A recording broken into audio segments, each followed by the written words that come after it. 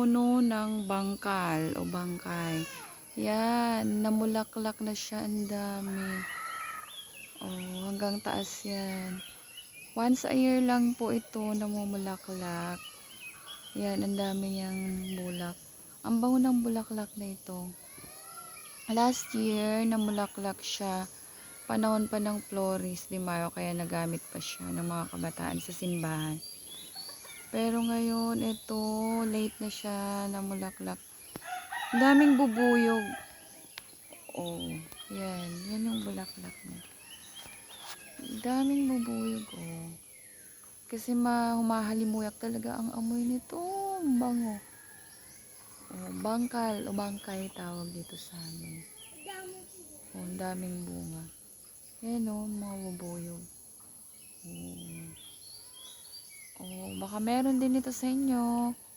Yan. Ang bango ng bulaklak nito. Nanunuot sa ilong ang bango. Oh, yan. Ang daming bulaklak yan eh. Oh.